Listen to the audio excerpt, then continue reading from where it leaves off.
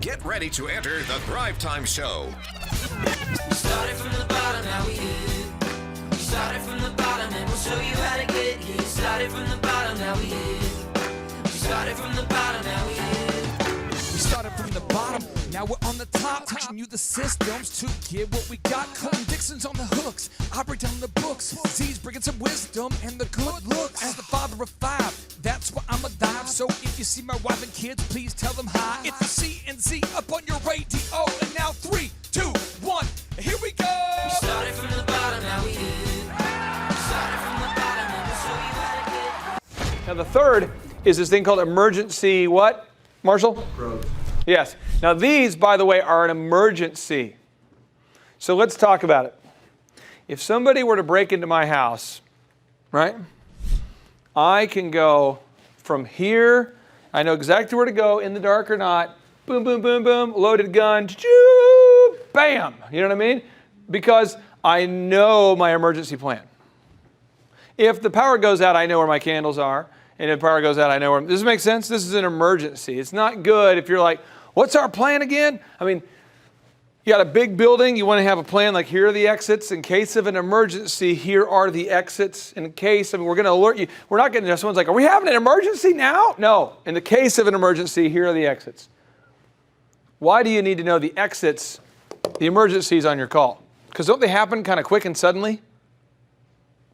So in a perfect world, if you're building like a super call script, you want to have those written out, which is our deal wheel, and ready to go, because you're going to run into them all the time. And those are always related to 3 objections, which are? Time, need, money, right?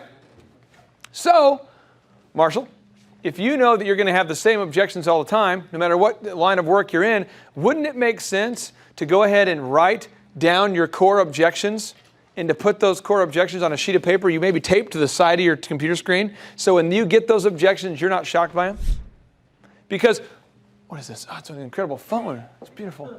Okay. But when you have those objections, do you have time at that point to plan? You don't. You have time, just about enough time to turn your attention to those words.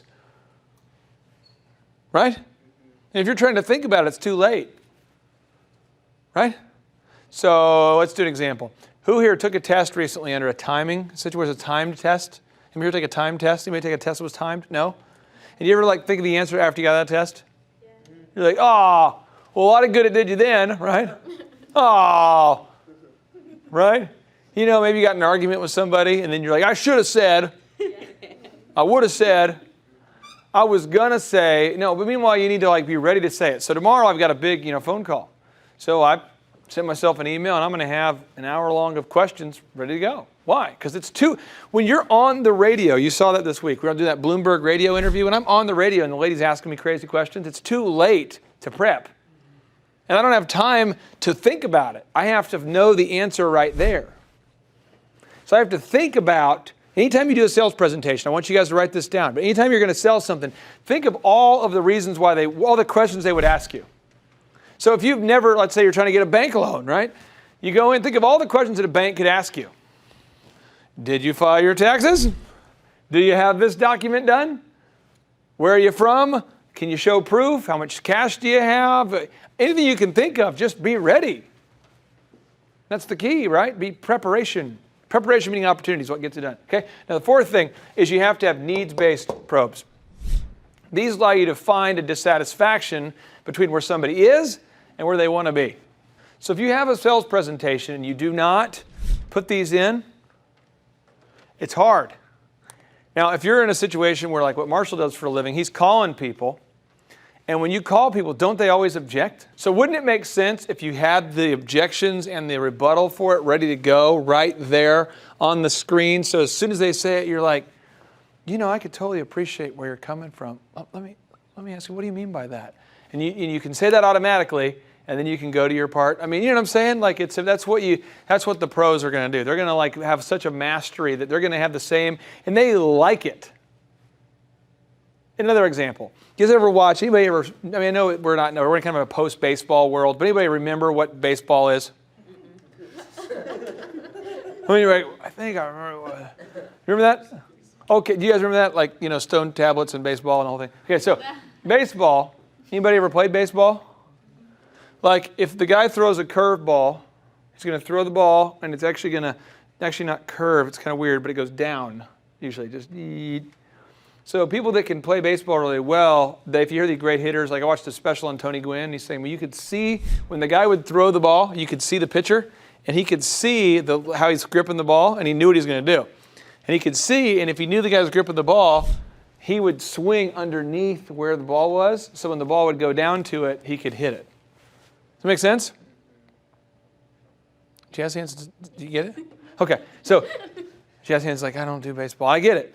But you have to have that, but they practice all the time. That's what practicing is about. We're only on the campaign for a couple of hours, a couple nights, and we're done. But on this, we're going to know in sales, it's always need. No need, no time, no money. I don't care what you're in. If you're doing PR, I don't have the need. I don't have time. Hey, I don't have time. Can you email me? Yeah, absolutely. Let me ask you, what's your main concern? Well, I don't write stories about that kind of thing. Oh, okay, well, tell me, what's your main concern? Well, you're exactly, you have it written out right there. Bam. Make sense? But the deal wheel is like the biggest determinant between where we are and where we want to be in terms of sales and influence. Make sense? Selling move. Number 3, listening. Okay? This move right here, listening. That's all it is. That's the move, listening. All right? Listening. Now, I'm being honest with you because I want to help you. I'm not trying to hurt you. We are doing somewhere between overall you got a B. Well, where are we getting like an A and where are we getting an F, or are we just straight across the board B? Are we average everywhere? I believe you guys are doing an A at actually communicating, like speaking to people, talking to people. But half of the thing is listening from people. Listen, the goal is to seek to understand people. Right? Not for them to understand you necessarily. Make sense? So I'm going to go ahead and tell you some stuff we're doing here that's terrible so we can get involved, okay? So principle number 1 is you want to devote the full attention to the person on the phone. And some of us are kind of in that thing where you're like, yeah, okay, yeah. Well, the reason why I was calling is because you've done it so many times that you're kind of like, well, yeah, it's all the same, whatever. You can't do that, though. Every person has to feel special. So if you ran a restaurant, you own a restaurant, the first person walks in, if you own the haircut business, if you own a Jiffy Lube, if you're a pastor of a church, if you're a whatever, you need to make sure that every single person gets treated like they're an individual, not a group. Does that make sense? So when somebody walks into that restaurant, even though you've greeted 1,000 other people, you don't want to be like, hey, welcome, how are you doing? And you move on. You want to let them know, eye contact. Hey, welcome to the restaurant. How are you? Your first time here? Yeah, okay. Well, how many? What's your table for? How many people? Two, 4. Okay, great. And the guys will be just a second while I get you seated. And if you haven't been here before, let me go get you an appetizer. And you want to make people feel special. But if not, you minimize people. You do one or the other, though. I'm telling you, either make people feel special or you minimize them. It's like yeah or yeah. Okay. Now, for some of you in the room who are more pragmatic, more get-it-doners like myself, that will be harder for you naturally. You'll just be more like, hey, what's up? Boo. You know what I mean? So, I don't know. Some people, though, they're naturally connectors. They want to connect with everybody, and that's what they do, and that's their thing. But we've got to make sure that on this phone call, all we can do is listen fully. They can't see our face. Okay? So, the action step here for this, okay, is 1. Okay? Check it out here. What you want to do is you want to enter in your own thoughts to validate what they just said. So one tip I can tell you as a skilled listener to do sales, write down what they say when they say it, and then repeat it back to them. It's a super move. Okay? So on a scale of 1 to 10, how highly would you rate ORU? Oh, a 10, and just write the number on your piece of paper. A 10? Oh, wow. And repeat it. So it's a 10. Okay. Well, let me ask you this. If you were president for, what would you do, if president for a year, what would you do to improve the overall? And then as they say it, write it down and repeat what you just wrote down. Does that make sense? That's going to let people know that you're listening. And when people know you're listening, they are definitely much more ready to do business with you, to talk with you, to engage with you. Right? So, girls, you went on a date with a dude before. We know this deal. Dude's not listening, pretending like he's listening. Maybe you don't know what I'm talking about. You know what I'm talking about? That can't happen. You don't know. Do you know what I'm talking about? maybe it's not even a date. Maybe it's like a weird, intermingled, like wing arranged dating thing. But the guy's like, "What's up?" And you're like, "Well, actually, and then he's like not watching anymore. You're like, "Dude," that kind of thing. Okay, so, all right. Now, third is you want to think about the solutions to the problems that they're saying, not the rebuttals of what they're going to disagree with you in the future. So as they're talking, you want to be thinking about how you can interject solutions, not be thinking of rebuttals later. Does that make sense? What you're going to do here, okay, again, is we're going to devote our full attention. Devote our full attention to the person. How do you do that? You write. That engages your mind, okay? The second is you want to enter in your thoughts to validate their thoughts. Oh, well, 10, that's a huge number. That's awesome. An 8, what can we do to get that to a 10? You want to just validate, right? Okay. And the third is you want to create solutions, not rebuttals. So if you're listening, and writing it down, now you can add in that little sprinkle of like, hey, I just heard you. As you know, this whole, Dr. Wilson couldn't do the things he does without support of people like you. And as you know, I'm a big fan of Oral Roberts. He couldn't have done what he did without the support of people like you. So let me ask you, you just add in that little, does that make sense? And let people know you were listening. Does that make sense to you guys? You just want to let people know that you are, in fact, listening. And we've all done the script enough now. Now we can kind of start adding in these little nuances that will allow us to have bigger success. Does that make sense? Okay? We got the fundamentals there. So does that make sense to everybody?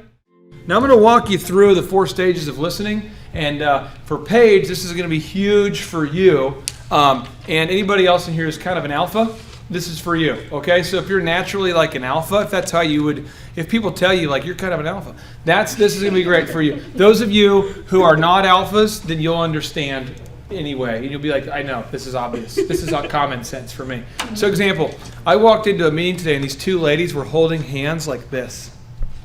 Like one was holding the other one's hands.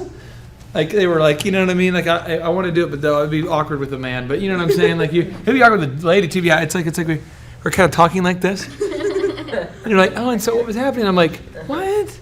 What's going on? I don't know. I don't understand it. I don't understand what was happening. But they're just like, and so and you're just like, what? Okay. What was happening was they were doing this thing that I don't ever do really. Chit chat. So it's like this weird, like, it's little like, hey, what's up? Oh, what's up? How are you? Oh, okay. And I see people every morning do it, and I get it. I get what they're doing, but I don't understand it. Like, for me, I just really don't acknowledge anybody until they're there, until I have something I need to say to them. So for me, like, people are like, hey, what's up? What's up? I don't have a lot to say about what's up. What I'm doing, and I'm done. I'll tell you what I need to do next. You know what I mean? But chit chat's a big thing, though. It's like, hey, what's up? And 99% of the population probably is used to this. But I would say for alphas, it's probably very uncommon. So, like, I have a meeting with all the business owners. Noble is the guy I work with right now. He never asks me what's up, and I don't ask him either. And we don't care. I don't care what's up. He don't care what's up. We share in that. Most of my consulting clients I work with are alphas, and so they don't ask what's up because neither one of us care.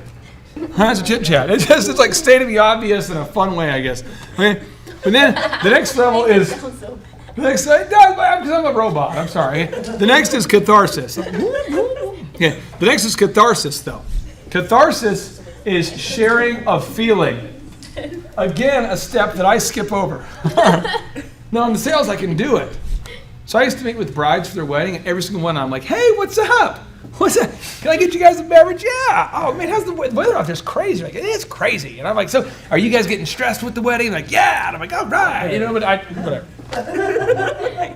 I just script it out because, like, I can't care, The third level is the exchange of information. Now we're starting to get deep. You're like, bro, in Revelations, it says, who's a theology guy? Like there's like a serpent with like a sword coming out of its face. What is that? Right? What is it, brother? Yeah. Right? What is it? Come on, talk to me. What does it say? Like, it says that there's like a dragon with a seven-headed. Seven-headed what? Seven-headed leprechaun? Seven-headed. So in the Revelations, we're talking about a seven-headed. No, seriously. There's a seven-headed what? Dragon. Now some people are like, no, bro, he wrote that when he was like sentenced to death by himself on an island. Like, of course he wrote that because he was probably just high at that point. Like, high? In the Bible, no. He definitely didn't eat. He's probably just like, delirious. And you're like, no, it's literal, bro. And then you get into these weird, almost arguments, and now you exchange information. Now you're like little elements that you think you know. Yeah, but I'd actually heard that. Well, I heard that. Well, and you start to share information, and then the final now persuasion begins because now somebody likes you. They know you have a feeling for them. Now they kind of trust you. Now you're open. Well, maybe, So this is how I was in college. I had to be really close with a guy. His name was Yit Tabuk. I don't even know how to spell it. Swear to God. We're workout partners, right? So we go lift weights. He was getting in shape. I'm getting in shape. We each start, putting on weight, debating steroids, right in that steroid almost phase. We're getting into it. And then it's like we start talking about deep stuff. Like, dude, what kind of protein are you having, bro? That kind of stuff. And then you start. But then all of a sudden, he's a Muslim guy. And he starts explaining, like, his faith, I explained my faith. And pretty soon, like, I could tell that he was on the verge or I was on the verge of switching teams. You're like, does this make sense? Have you ever had that? Have you ever had that? Yeah. Have you ever talked to somebody about something where you're about ready to convince them? Yeah.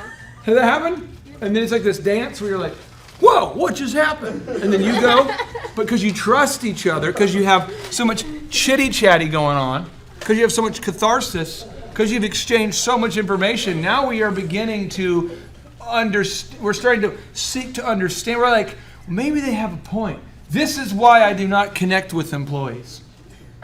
Because I don't want to see their point. Until I know that these things are not weird. Does it make sense? But in sales, understand, and I'm going to give you this little, here you go. Here it is.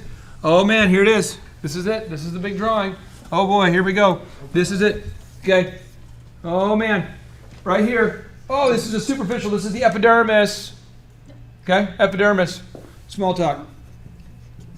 Now we peel back. Now we're going to the next level. Somebody tell me, what is it?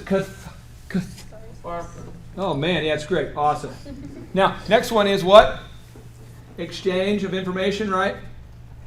Now the next one, this is where we can begin to persuade people. Oh no. So do you understand that to even persuade somebody, you have to get that deep? Is that huge? Blows my mind every time I talk about it. Isn't it? Because it's like, I have to really connect with that person to be able to change their mind. Okay, so here we go. Problem solution. Okay? This is the part where it says it begins the actual selling portion of your presentation. This is the first part of the presentation where you're not just listening. Does that make sense? Real quick, just asking you at your own little source of conviction here, but this is the first time we begin to actually sell, but you want to first determine the buyer's problem. So I want to be real. I hope you're getting this, Marshall. You don't want to go into this until you know their problem. There's no point, because you have no solution to offer somebody if you don't know their problem. Does that make sense? So I bet you 99% of salespeople are talking to people who don't have a problem. Does that make sense? So find their problem. Is this totally, this should be like an epiphany of awesomeness when you realize that you should actually find a problem they have before you solve it. So now what they say is the most important thing that will be said. So you're like, let's just pretend you were, let's say you're having a haircut business for one, another one you're booking speakers, and another one you are raising money on the campaign, okay? So if you're doing haircuts, well, hey, how familiar are you with our business? Well, I'm not very familiar. Well, when was the last time you went into a high-end grooming lounge? Well, I've never really been in one. Well, let me ask you, what has you looking around? What has you looking around? Well, I'm just kind of looking for a different cut. Now, an average salesperson would go, well, let me tell you how we do a different cut. Not us, though. we would say, so when you mean a different cut, what do you mean? You're like, oh, the lady, cuts my hair. She's always talking like mad gossip, like it's like alarming, I just want my hair cut. And you're like, really? Well, what do you mean by that? Well, I mean, literally, the last time I got my hair cut, she's dumping on me about her divorce and this and that. I'm just trying to get my hair cut in a stress-free environment. Well, what else? Well, I'm thinking about making the hard part. Why are you making the hard part? Well, here's a move I wanted to do. My wife thinks I should do it. I'm kind of, in my 30s, want to do something different, and you're like, okay, so you want to do a different thing. The lady's been talking. What else? Well, I don't know. Do you wait a lot? Oh, I wait all the time. Do you wait? You go there and you have to read old People magazines and stuff that you don't want to read? Yeah, I do. Well, let me tell you what we do here. But now you know his problems. So you're talking to an event planner about their, booking a speaking event, and they say, so if you guys normally bring in speakers, and they say, yeah, we do, well, what do you look for from a speaker? Someone in high energy.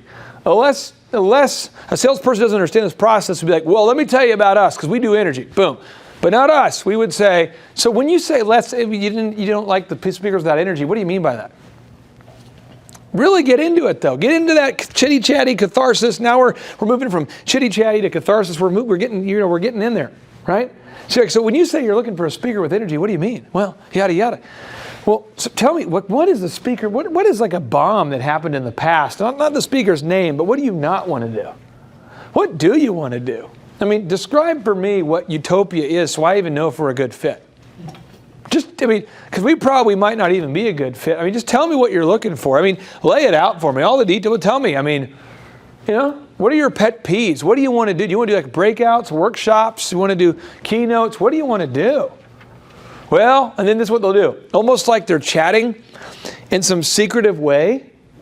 They'll go, well, honestly, what I hate to say this, but most speakers do blah, blah, blah, blah, blah. They're holier than thou. What I'm looking for is somebody who can come in and be real with our audience, who can relate. And well, what else? Well, I think when you're paying someone $3,000 an hour, you should get a little more than a slideshow, right? Well, what do you mean? Well, you should get a book or whatever. What else? Well, now you found a problem. Does that make sense? Man. Now once you found a problem, now you can find the solution. Does that make sense? Final area is your product or service is offered as the solution to the buyer's problem. So again, what is it? It's the solution to their problem. But if they don't have a problem, then you can't sell a solution. So on the phone tonight, some of us are like, well, somebody said they had a problem. I don't know if they're going to give. Actually, the ones who have the biggest problems are the ones who want to give the most because they want to fix the problem. They feel like they want to be part of the solution. Does this make sense? Well, that's why if you can donate today under the leadership of Dr. Wilson and the good stewardship, we know that we can. I know you've been frustrated in the past, but that's what we're doing is we're trying to empower students. Bam! Does that make sense? Everybody got that? So the thing tonight I want you to work on when we start is one, getting your own core energy up there where it's your own thing. I'm going to try to let you guys encourage yourself. Kind of sounds weird, right? It's not some sort of weird reverse psychology thing. No, I really want you to see if you can get your own energy going. I'm not going to yell at you. I'm going to see if you can get it going, okay? Okay? But also, I want to see if you can create the biggest dissatisfaction gap possible. Before you go into the benefits, let's see how well we can listen. Can we do that? Guys, next topic we're talking about here is selling super move number 5. Supporting statements. Okay, so grab your note-taking devices, maybe that Etch-a-Sketch that you've been using quite often.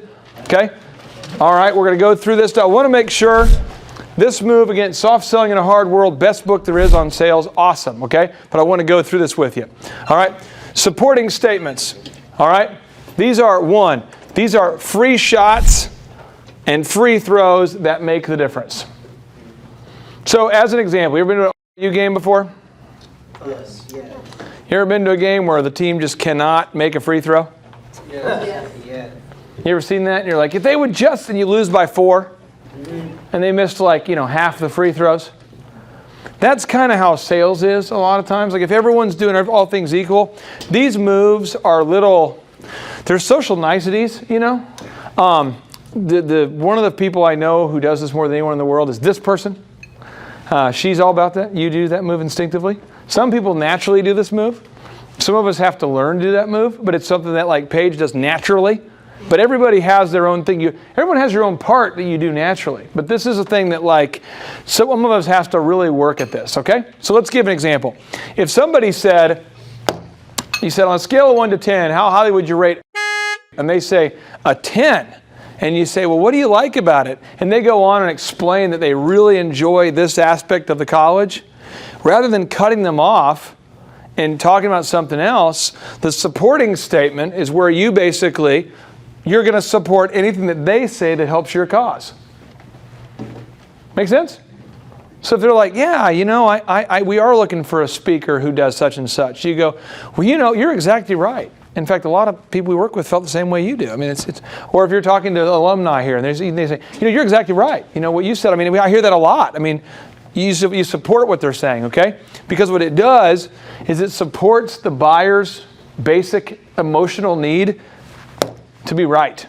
But if you don't support it, it comes across like you're antagonistic. Now, there's also people in this room whose names I shall not mention, who for whatever reason, when not in positions of power, or not in positions where you're trying to influence people, or you're trying to work your way up the totem pole of life, where you're trying to influence, you'll disagree. When you're talking to somebody on the phone and you're doing a sales thing, they don't care how you are.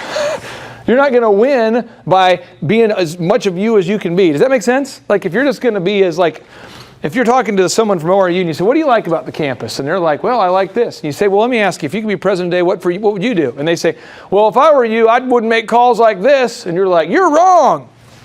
Like it doesn't matter. You actually lose by being right. Does that make sense? Yeah. So the thing is, you want to win by not, you can actually win by, does that make sense? Like you win by not trying to be right. And you want to support their basic need to be right. Does that make sense? So no matter what they say, as a general rule, just agree with them. Now here's how you try to be super honest while doing it. If someone says something that you totally disagree with, that's totally against your morals, that's what I've kind of learned over time, I just don't comment on it. And then if they say something I do agree with, then I support with that. Does that make sense? As a young guy, I didn't have some of the beliefs I have now, but as a young guy, I would just kind of like whatever they need to say to get the deal. Now I'm kind of like, you know what? I'm not going to be like, yeah, you're right. You know, if you're talking to someone on the phone, they're like saying something that offends your sense of morals, you don't have to be like, yeah, you're right. But if they say something that does agree with your worldview, then you pile on. Does that make sense to you guys? Yes. All right. But people, again, just reviewing these here. One, you want to support anything that they say that helps your cause. Make sense? Now the second thing here, okay, you want to catch the buyer saying something that supports your cause. Like you want to catch them, and then you want to support, because that's their basic human need is to be right. Does that make sense? So you're building the needs, you're figuring out their needs, you know, you're figuring out their rapport, figuring out their needs, and then you're finding out, you know, if you're president for a day, where would you want to be? If you're asking these questions, and if they say something that you want to pile on and support them, and they feel great about the fact that you agree with them. Does that make sense? Cool? So that's the big mojo we want to hit on here. Okay, we got that? Cool? Super move number 6 from Soft Selling in a Hard World is isolate. Isolate. Okay, there are 2 kinds of objections. Okay, one is the easy objection. That, by the way, is the objection of about half of people. Okay? Somebody here says, well, how do you know it's half? Just roughly. Okay, I mean, if I'm selling insurance, if I'm selling pharmaceutical products, if I'm selling, by the way, selling pharmaceutical products, does that pay well? Yeah. If I'm selling insurance, does that pay well? Yeah. If I'm starting a business, you just sell that. Yes. Anything you're going to make money with, you have to be able to do this, okay? So there's the easy objection, then there is the inherent objection. So today, I'm on the phone with a guy, and I believe that we have an easy objection. Okay? So I'm on the phone with a guy. You know, he would be what I would consider to be a premium buyer. I'm on the phone with the guy, and he throws out an objection. And I had to turn, I'm so good at deal wheeling now that I can deal wheel whenever the heck I want, and so I can sort of end with any kind of solution I want, as a general rule. But the problem is, and you will be able to do this too, the problem is I have to ask myself this question. This is what you have to ask yourself. Is this an easy objection? And what's an easy objection? This is like, no need, no time, no money. That's easy, right? But let's get into the second one. This is the tough one. This is where you have to show up or blow up. You're kind of like, this is the inherent objection. Cool? So the inherent objection is where they don't ultimately agree with your principles. They ultimately don't share your values. They don't ultimately, whatever these things are. Make sense? So I want to make sure as you deal wheel, the point of the deal wheel is to do this. Work with me on this, okay? Here is the objection that I throw at you. The point of the deal wheel is to cut it back and to find out, is it an easy objection or is it an inherent objection? If it's inherent, blow it up. If it's easy, so speaking events, you guys deal with these people. People are like, we don't pay for speakers. You ever paid for speakers? We would never pay for speakers. Who speaks now? Well, my brother does. We know the head of our chapter. Is he good? No. Would you pay for what? No. I mean, they're just, inherently, they've never paid for a speaker. They're not going to pay for a speaker. They don't understand why you even want to pay for a speaker. But what I'm saying is, though, is inherently, like, that person is not open to switching musicians. They want to ask, what is your concern? Why aren't you bringing your friends to youth group? And you're like, because it's painted like a bad 80s movie in here. And it's cheesy, and no one wants to be here because it's lame all the time. There's only so many pizza parties one can have, And then they're like, all right, and I don't get it though. And they've got some weird shirt. The youth pastor, remember that guy? Yeah. And you're like, where did you find yourself? It's weird. So all I'm saying is, does that make sense? Do you know what I'm talking about? Yeah. Have you ever had a youth pastor though that's like a guy you'd want to hang out with or a girl you want to hang out with? Okay, so I'm just saying, some people, you get back, what's the issue? What's the issue? And the issue is you, So anyway, and easy is like, okay, I can fix that, I can do, but inherent is like, I just fundamentally am not going to make a change, and I'm going to go ahead and pretend like I care, but I'm not. Does that make sense? So I'm just trying to give you examples, because sometimes you're getting our mind rocked, because you're like, I deal with what happened. What happened was, if you do it right, you found the core, and you found out you didn't want it. Does that make sense? Does that make sense to you guys?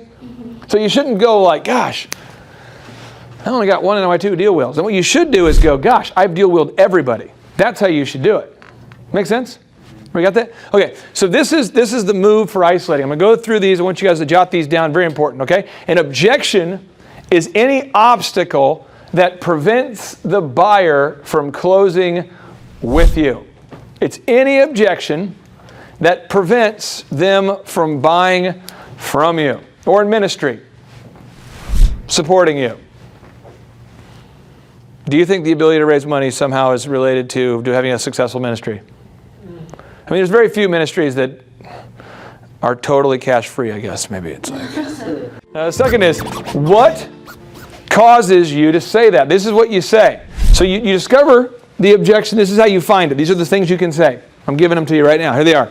This is all you got. This is it. I don't know why. This is just how it works. Somebody in here is like, well, psychologically, why is it? I don't know. I'm not going to read into the in-depth. I'm not going to go to, Stanford and study why this works. It just does. Okay, so here we go.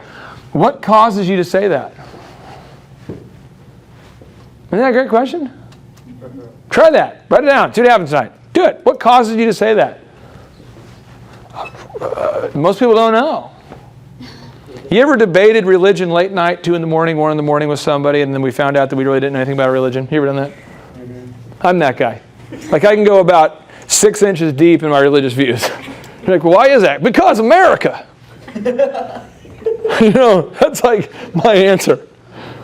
I was born here. It's God's country. Amen. All right. So, next one. Would you please clarify that for me? Would you please clarify that for me? Does that make sense? Would you please clarify that for me? Why don't you write that down? Try that tonight. Try it. Do it. Worst case scenario, guess what? Same result, 0, but it works. So you just, the deal where we ask that first question, try these tonight. See what happens for you. It's awesome. By the way, if you work in an environment where you sell things, boop, boop, what you'll do is have these on a sheet of paper, and then you just use them all the time. And it's amazing what happens. So tonight, I'm deal wheeling. You can ask one of our guys on our team. He's on the phone with me, and he's like, I'm just throwing every deal wheel out there. And I don't get phased. I'm just saying, I totally appreciate that. What do you mean by that? Tell me more about that. What's your main concern? If this wasn't an issue, what would be your thing? I'm just trying to figure out. And then just to be fun, I'm frame breaking every once in a while. Like, so do you believe this, or do you believe that? Just having some fun with it, because I understand the deal wheel. I can just do this now. Okay? So next thing is, all right, please expand on that for me. Well, that's a good one. Well, I just don't have any money. Well, what caused you to say that? I mean, literally, I have no money. Would you please clarify that for me? Work with me. Work with me. Now you got to. If you do the George Bush, it works. Could you clarify that for me? But anyway, and then you go through this. Please, could you expand on that for me? All right.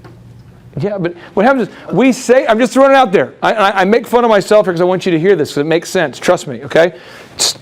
Don't pick on me religiously. Birdman knows if I talk too much about it, it gets weird. But the thing is, like, if anyone asks me, why do you believe that? I have no idea. I don't know. So if you ask me, like, well, why is that? I'd be like, so if I'm over, let's say I'm in the Middle East and I'm around a bunch of, people that believe, let's say, the Islamic faith, and they're like, well, why do you believe that? Because I do. Well, why? Don't ask me. I'm like aggressive. Well, tell me, why is that? I don't know, man.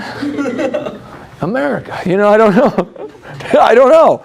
And most people don't know. Does that make sense? So as they try to explain, it's almost like therapeutic, cathartic, where they're like, now they're past the chitty-chatty, now they're like, well, because I was raised that way, and you're like, okay, well, and then if you appreciate what they're saying, I'm just telling you, these moves, if they slip into the wrong hands, they can do bad things. Now, once you understand deal wheeling, you can understand a deal wheeler. That's why it's so important to learn this too, because you can start to see, I'm being deal wheeled. Wait a minute. Wait a minute. Does that make sense? So you need to watch. Next time we have the debates coming up in probably about 18 months. Wouldn't matter which candidate you're for. Watch how the better deal wheeler wins. Just watch it. The better deal wheeler go, well, my good friend, I appreciate it. Every time they disagree, the guy who's going to win, the guy who's like the one who's always going to win, always recalls his enemy his good friend. And he'll be like, I can appreciate my good friend from Massachusetts. And I think, I think we can all agree on that, supporting. Well, let me ask you, when you say yada, what do you think you mean by that? He gets the person all riled up, and he's like, well, that's right, and that's why. It's just amazing. Okay, deal wheel. So I just want you to understand that you're learning this system, but this system, if you don't understand it, just understand it's being used on you. Does this make sense? We are now going to be talking about selling super move number 7. This is the final thing I want you guys to know as far as these super moves.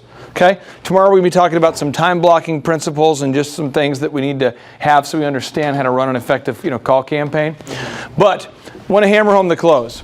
It only has 2 parts. I want you to jot these down because if you do it, it's super simple, but for some reason we don't do it. I don't know what the deal is. It's on your script this way, but I'm just going to help you. Okay? So 1 is you just assume that the person wants to buy the thing. So you never ask if they want to buy the thing. Never ask, do you want to buy the thing? Okay? So an example. Creek County did a donation of somewhere between this amount and that amount, so it kind of leaves it like, because seriously, even blah, blah, blah, blah. And you pause. It's okay. But a perfect close, if we could, if it was a different product, because donation is tough, because a donation is an open, it's whatever amount they want to do. But if you're selling a product, you'd say, well, based upon what you told me, which one of these options do you feel is best? A, B, or C? You never ask, do you want to buy?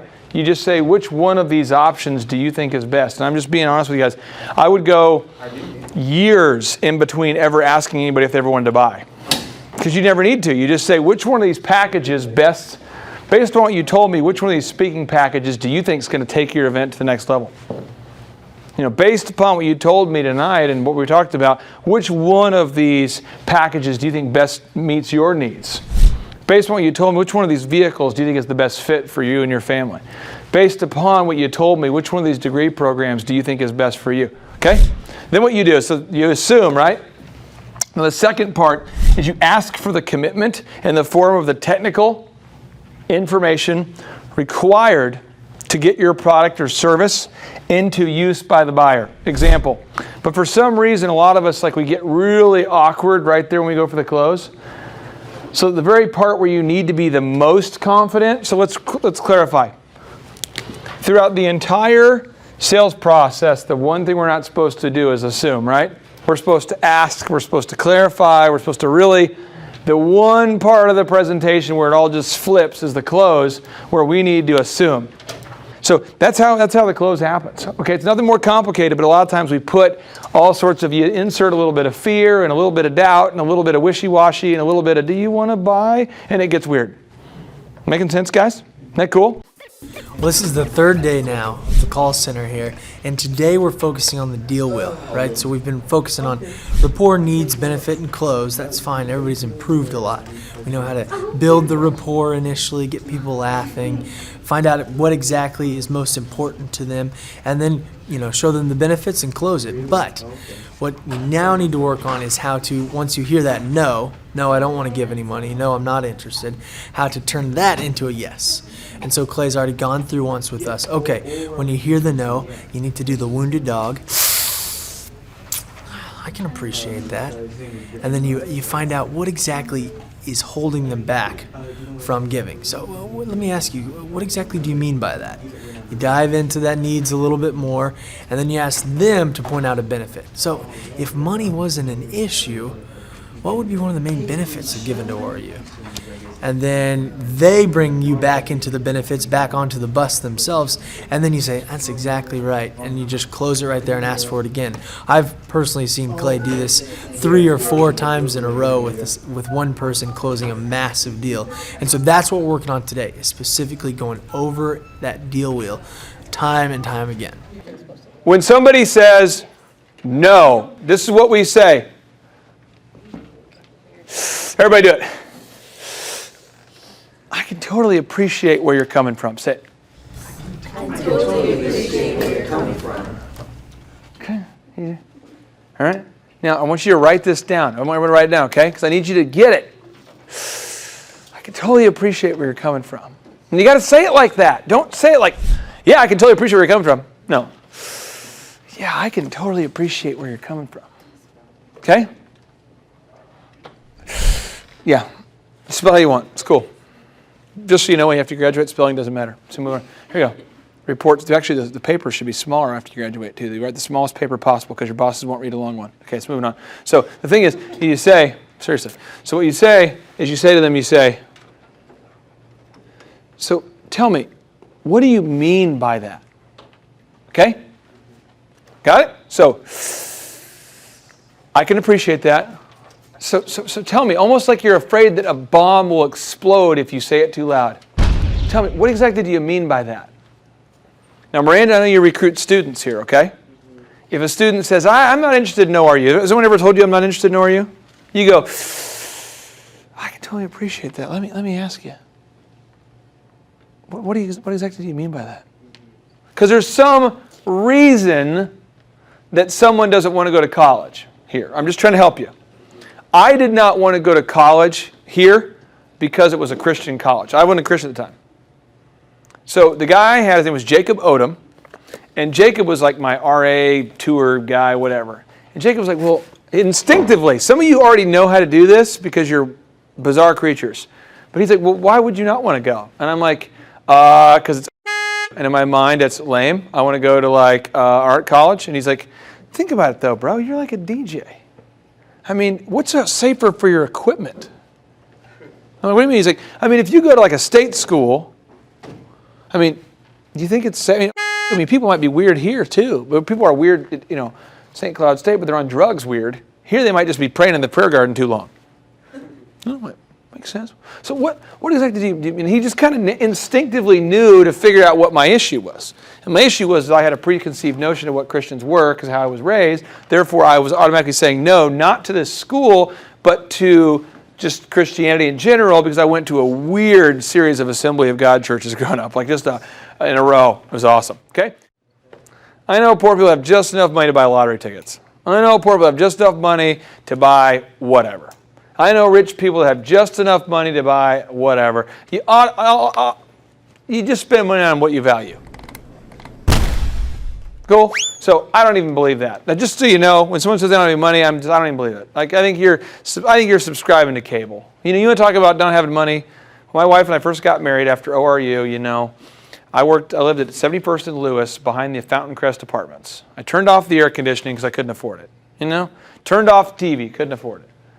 Forget about, turning myself off because I can't afford it. I don't know. You know what I mean? But I didn't. But I'm just turning stuff off, Well, You know, I'm like, honey, you want to go to a dollar movie? We went to a dollar movie. We found $1 to go to the dollar movie over there at 70 whatever something in Lewis. You know, went to that dollar 70 in Memorial. We went to that dollar movie there. You know, I bought chicken panini for 96 cents. But you know what? When I want to take my wife on a date, you know, I found $20 to go to Outback. I might not have eaten the day before. I didn't tell her. But I'm like, we're going to go to Outback. I'm not eating for this. I mean, seriously, you just find money for what you need to. You know, so if someone says, I don't have money, that's just sort of like a stupid objection. And I'm going to throw out the 3 objections you're always going to hear real quick. Okay, there's 3 objections you're going to hear no matter what business you're in, okay? Write them down, please. Okay? In video, guys, write it down because it's huge, okay? It doesn't matter what you're doing. You have no time, no need, no money. Haircut business, DJ business, photography business, building stadiums, no time, no need, no money. So when they say it, it's not even a reasonable answer. It's just whatever. Okay? I don't even process it. I just request it. I view a no as a request for additional information. Okay? A no is a request for additional information. But somebody says, you know, I just don't have any time. I can totally appreciate that. Let me ask you, what do you mean by that? Now again, tell me what exactly do you mean by that? It's perfect. It's like if you don't do it, you're like paraphrasing the 10 Commandments. Just don't do it. You know what I mean? Just don't you just get it right. Okay. So then now I say, well, you know, right now we're going through some stuff. I'm on Social Security. My child is in college. I just recently bought a boat. And then you say, now I'll go to the next part, okay? So let me ask you.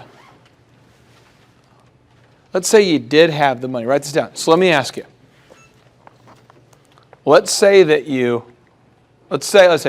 me ask you, let's say that money was not an issue, okay?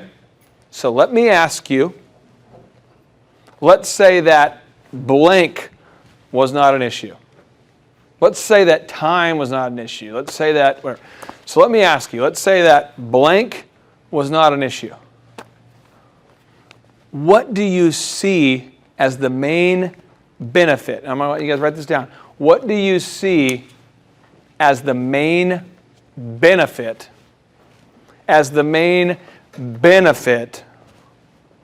of university?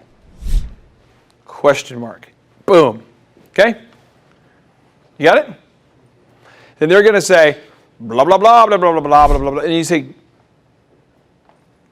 great.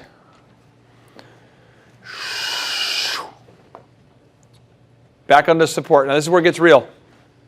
Now some of you are not students, but all of you are Christians. So work with me here, okay? So you say, you're exactly right. And I know as a Christian, because we all relate to this. This is all true for our life, okay? So I want you to write this down. So I know as a Christian, I need you to write this down. So I know as a Christian, okay, without great mentorship, like you find at ORU, I don't know where I would be. Cool? I don't know where I would be.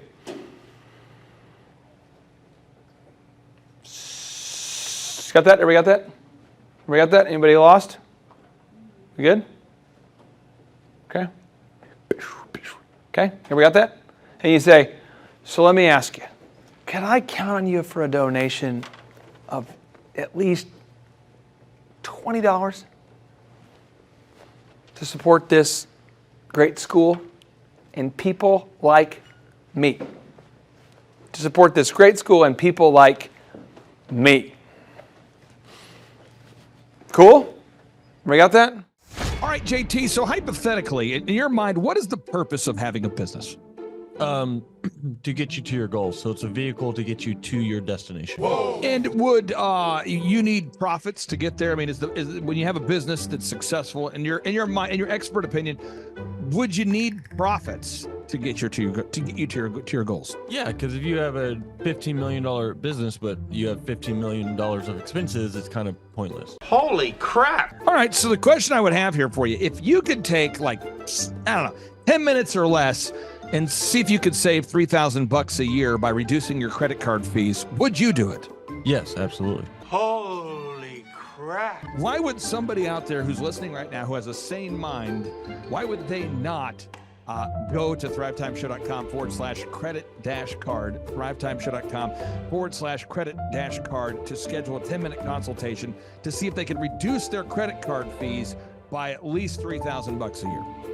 Why would they not do it? Yeah, why would they not do it? Maybe because they didn't understand how you set the website. This tree is a symbol of the spirit of the Griswold family Christmas.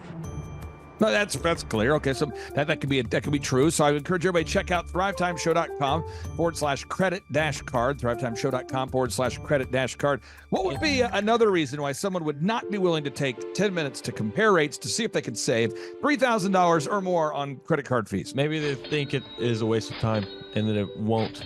It's not possible. There's somebody out there that's making more than $3,000 every 10 minutes, and they're like, nah, that's not worth my time.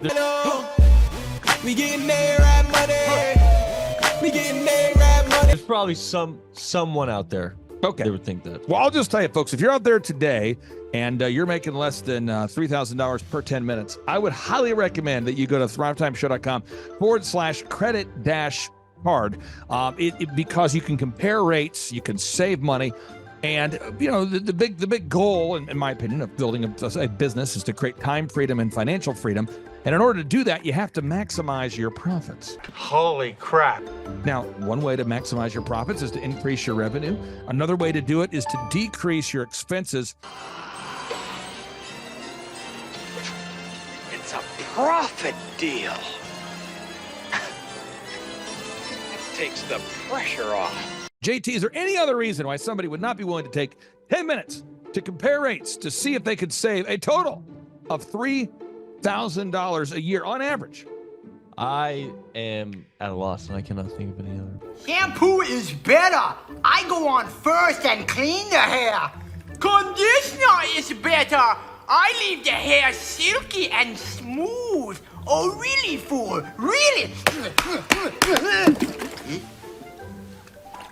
Stop looking at me, Swan. Well, let me tell you a good story here real quick here. I actually, years ago, compared rates with this company here called IPS. It's Integrated Payment Services. And I scheduled a consultation. I don't know that I was skeptical. I just thought, whatever, I'll take 10 minutes. I'll compare rates. I can't tell. You can tell me I'm a doctor. No, I mean, I'm just not sure. Or can't you take a guess? Well, not for another 2 hours. You can't take a guess for another 2 hours? And in my case, in my particular case, I save over $20,000 a year. Holy crap! Wow. Which is, like groceries when my wife goes to the organic stores. Find everything you need today? Yeah. Great, okay. Oh, God. No. Everything okay, ma'am? It's just that you've only scanned a few items and it's already $60. I'm so scared. Okay, I'm a trained professional, ma'am. I've scanned a lot of groceries. I need you to stay with me. It's just that my in-laws are in town and they want a charcuterie board. This isn't gonna be easy, so I need you to be brave, all right? What's your name? Patricia. Trisha, all right. I need you to take a deep breath. We're about to do the cheese. You know, that's the difference between eating grocery. organic and not organic. So because my wife eats organic, I had to take the 10 minutes needed to compare rates to save the $20,000 a year on credit card fees just for one of my companies. One question. What's the brand name of the clock? The brand name of the clock, Rod. Do we have it? Name of the clock. It's an elegant from Ridgeway. It's from Ridgeway. Let's Buy the clock. and sell the fireplace. So I encourage everybody out there, go to thrivetimeshow.com/credit-card. You schedule a free consultation, request information. A member of our team will call you. They'll schedule a free consultation. It should take you 10 minutes or less. And then they're going to compare rates and see if they can't save you more than $3,000 a year off of your credit card processing. You were hoping what? I wouldn't owe you money at the end of the No, day. you don't owe us money. Because at the end of the day, the goal of a business is to create time freedom and financial freedom. And in order to do that, you need to create additional profits.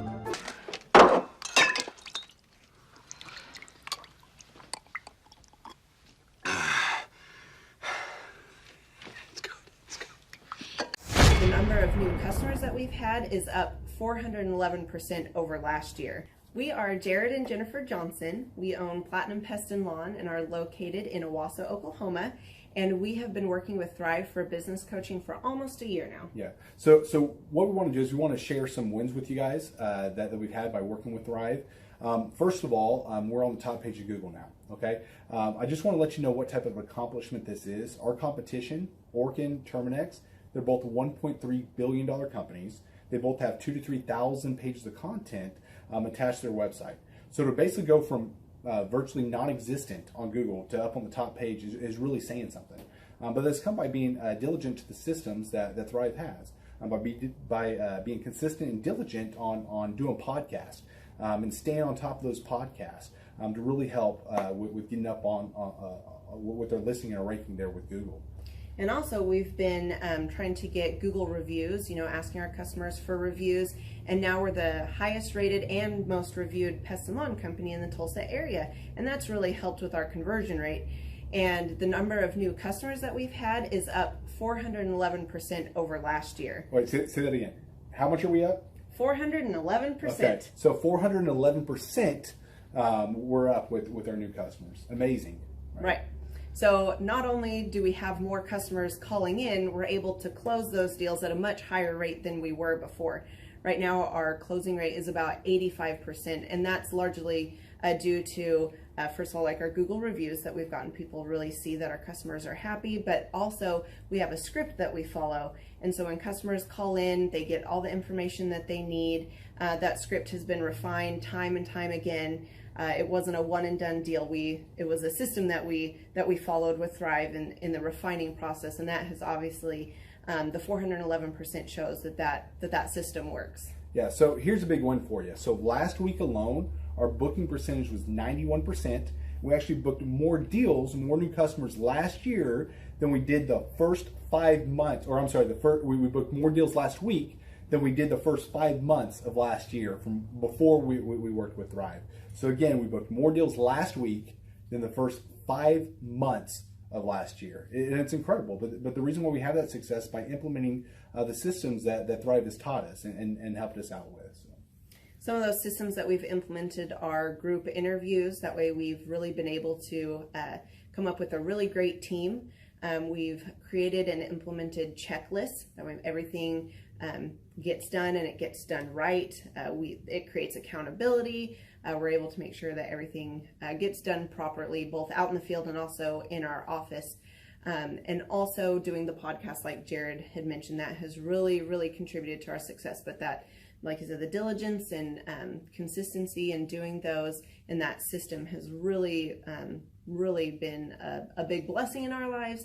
And also, it's really shown that we've gotten the success from following those systems. Yeah. So before working with Thrive, we were basically stuck. Really no new growth with our business. And we were in a rut and we didn't know. The last 3 years, our customer base had pretty much stayed the same. We weren't shrinking, but we weren't really growing either. Yeah, and so we didn't really know where to go, what to do, how to get out of this rut that we're in. But Thrive helped us with that. They implemented those systems. They taught us those systems. They taught us the knowledge that we needed in order to succeed. Now it's been a grind. Absolutely, it's been a grind this last year. But we're getting those fruits from that hard work and the diligent effort that we're able to put into it. So again, we were in a rut. Thrive helped us get out of that rut. And if you're thinking about working with Thrive, quit thinking about it and just do it. Do the action, and you'll get the results. It will take hard work and discipline, but that's what it's going to take in order to really succeed. So we just want to give a big shout out to Thrive, a big thank you out there to Thrive. We wouldn't be where we're at now without their help. Hi, I'm Dr. Mark Moore. I'm a pediatric dentist. Through our new digital marketing plan, we have seen a marked increase in the number of new patients that we're seeing every month, year over year. 1 month, for example, we went from 110 new patients the previous year to over 180 new patients in the same month. And overall, our average is running about 40 to 42% increase month over month, year over year. The group of people required to implement our new digital marketing plan is immense, starting with a business coach, videographers, photographers, web designers. Back when I graduated dental school in 1985, nobody advertised. The only marketing that was ethically allowed in everybody's eyes was mouth-to-mouth marketing. By choosing to use the services, you're choosing to use a proven turnkey marketing and coaching system that will grow your practice and get you the results that you're looking for. I went to the University of Oklahoma College of Dentistry, graduated in 1983, and then I did my pediatric dental residency at Baylor College of Dentistry from 1983 to 1985. Hello, my name is Charles Kolaw with Kolaw Fitness. Today I want to tell you a little bit about Clay Clark and how I know Clay Clark. Clay Clark has been my business coach since 2017. He's helped us grow from 2 locations to now 6 locations.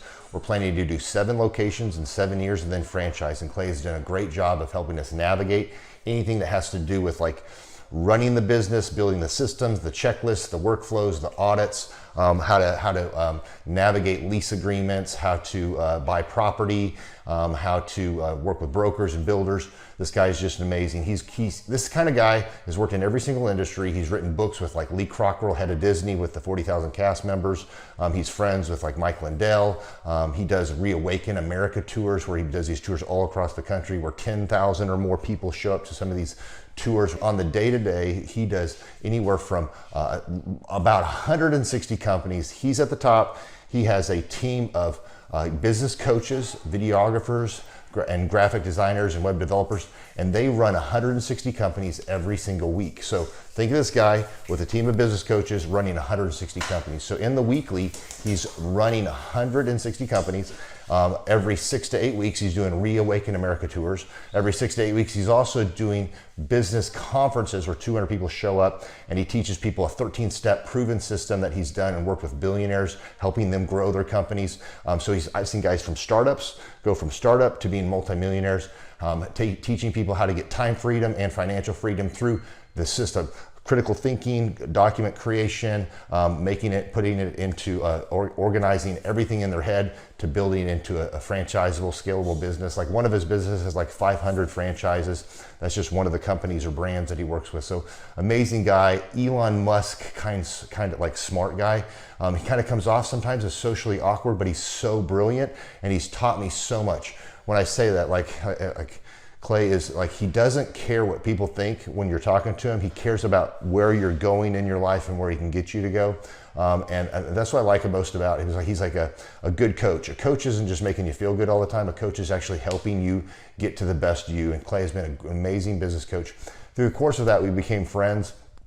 I was really most impressed with him is when I was shadowing him one time. We went into a business deal and listened to it. I got to shadow and listen to it. And when we walked out, I knew that he could make millions on the deal. And they were super excited about working with him.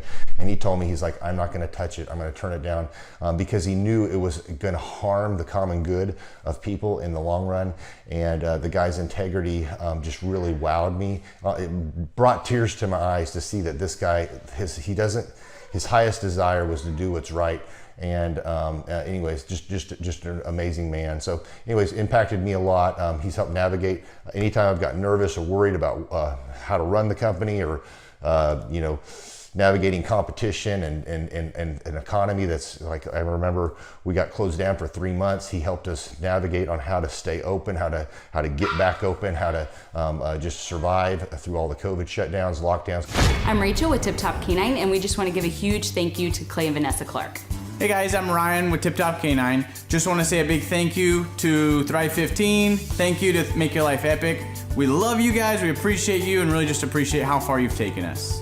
This is our old house, right? This is where we used to live a few years ago.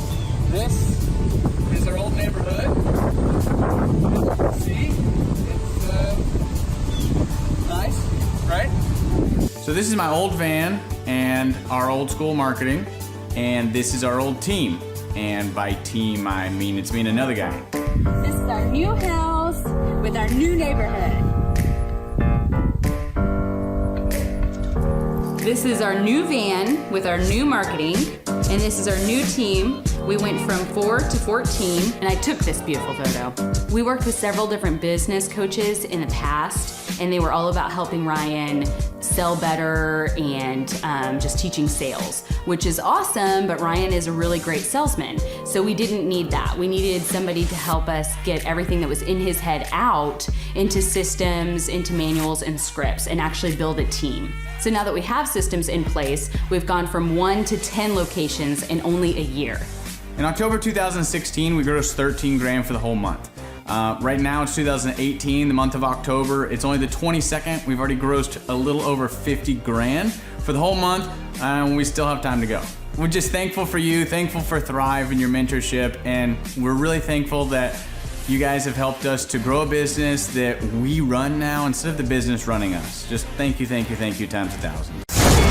The Thrive Time Show 2-day interactive business workshops are the highest and most reviewed business workshops on the planet. You can learn the proven 13-point business systems that Dr. Zellner and I have used over and over to start and grow successful companies. I mean, we get into the specific steps on what you need to do to optimize your website. We're going to teach you how to fix your conversion rate.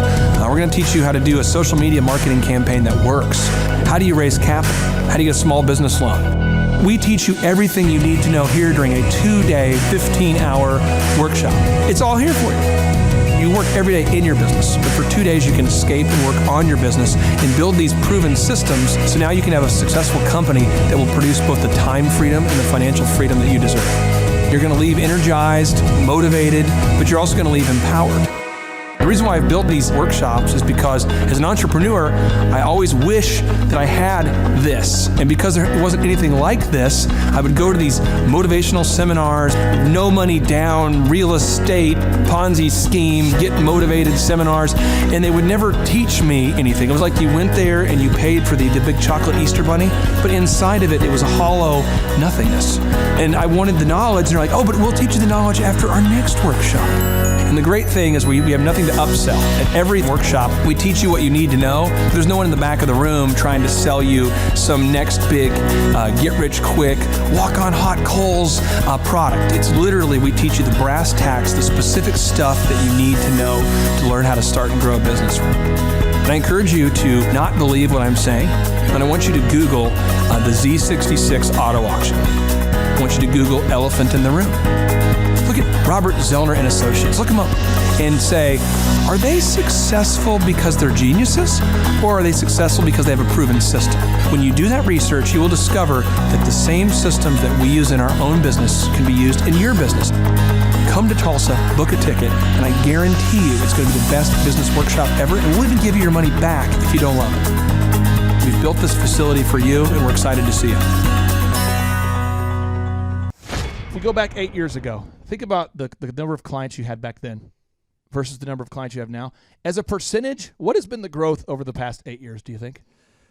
We got to inspire somebody out there who just doesn't have the time to listen to their calls. Okay, so Clay, it's like I would go up and down from about $10,000 a month up to about $40,000, but it's up and down roller coaster, and so now we've got it to where we're in excess of 100 clients. That's awesome. And so I would have anywhere from 5 clients to 20 clients on my own with networking, but I had no control over it. I didn't.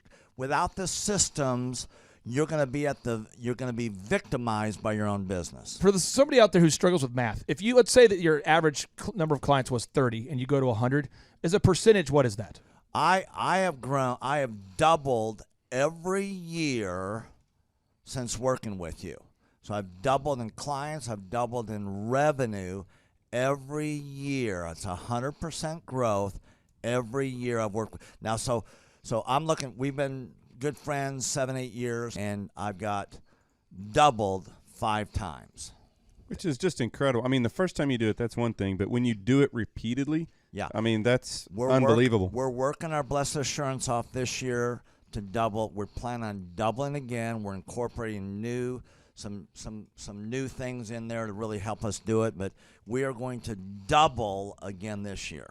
I started coaching, but it would go up and down, Clay. That's when I came to you, as I was going up and down, and I wanted to go up and up instead of up and down. And so that's when it needed a system. So creating a system is you have nailed down specific steps that you're going to take no matter how you feel, no matter the results. You lean into them and you do them regardless of what's happening. You lean into them and it will give you X number of leads. You follow up with those leads, turns into sales.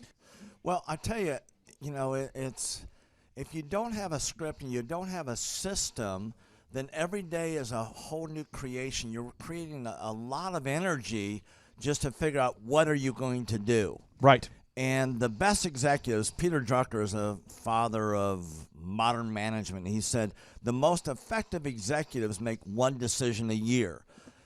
What you do is you make a decision, what is your system, and then you work like the Dickens to make sure you follow that system. And so that's really what it's all about. So with a script here, we have a brand new gal that just came in working for us. She nailed down the script, and she's been nailing down appointments. Usually we try to get one appointment for every 100 calls. We make 200 to 300 calls a day per rep. Right. And she's been nailing down 5 and 8 appointments a day. Somebody out there's having a hard time. That script. So she's making how many calls a day? She's making between 200 and 300 calls a day. Whoa. And our relationship is weird in that we do. If someone were to buy an Apple computer today, and or let's say you bought a personal computer, a PC, the computer is made by, let's say, Dell, but then the software in the computer would be Microsoft, let's say, or Adobe or whatever that is. So I basically make the systems. And you're like the computer, and I'm like the software. It's kind of how I would describe our relationship. Yeah. Tim, I want to ask you this. You and I reconnected. I think it was in the year 2000 and what was it? Maybe 2010. Is that right? 2011, maybe, or no, maybe further down the road. Maybe 2013. 2012. Okay, so 2012, and at that time I was 5 years removed from the DJ business, and you were how many years removed from tax and accounting software? It was about 10, 11 years. We met, how did we re-meet? What was the first interaction? There was some interaction where you and I first connected. I just remember that somehow you and I went to Hideaway Pizza. But do you remember when we first reconnected? Yeah. Well, we had that speaking thing that... there it was. So it's Victory Christian Center. I was speaking there. My name is Robert Redmond. I actually first met Clay almost 3 years ago to the day. I don't know if he remembers it or not, but I wasn't working with him at the time. I asked to see him and just ask him some questions to help, direct my life, to get some mentorship. But I've been working with Clay for now just over a year. The role I play here is a business coach, business consultant. I work with different businesses implementing best practice processes and systems that I have learned here by working with Clay. And the experience working here has, to put it real plainly, has been just life-changing. I have not only learned new things and have gained new knowledge, but I have gained a whole new mindset that I believe wherever I end up will serve me well throughout the rest of my life. Since working with Clay, I have learned so much. I mean, I would like to say almost everything about business in terms of the different categories. I haven't learned it all. But I've learned all about marketing. I've learned about advertising. I've learned about branding. I've learned how to create a sales process for organizations in any industry. I've learned how to sell. I've learned how to create repeatable systems and processes and hold people accountable. How to hire people. It's almost like every aspect of a business you can learn. I have learned a lot in those different categories. And then, again, the mindset that I've gained here has been huge. Working here, you can't be a mediocre person. You are a call to a higher standard of excellence, and then as you're called to that standard here, you begin to see those outcomes in every area of your life. That standard of excellence that you want to implement, no matter what you're involved in. I would like to describe the other people that work with Clay are people that are going somewhere with their life. Marshall in the group interview talks about how the best fits for this organization are the people that are goal-oriented. So they're on their own trajectory, and we're on our own trajectory. And the best fits are those people where there can be a mutually beneficial relationship, that as we pursue our goals and we help the business pursue those goals, the business helps us pursue our goals as well. And so I'd say people that are driven, people that want to make something of their lives, people that are goal-oriented, they're focused, and they're committed to overcoming any adversity that may come their way. Clay's passion for helping business owners grow their businesses it's unique in that I don't know if there's anyone else that can be as passionate. Whenever a business starts working with Clay, it's almost as like Clay is running that business in the sense that he has something at stake. He's just serving them. They're one of his clients, but it's as if he is actively involved in the business. Whenever they have a win, he's posting it all over his social media. He's shouting it across the room here at Thrive. He's sending people encouraging messages. He can kind of be that life coach and business coach in terms of being that a motivator and that champion for people's businesses. It's again unique because there's no one else I've seen get so excited about and passionate about other people's businesses. The kind of people that wouldn't like working with Clay are people that are satisfied with mediocrity. People that want to get through life by just doing enough, by just getting by. People who are not looking to develop themselves, people who are not coachable, people who think that they know it all and they're unwilling to change.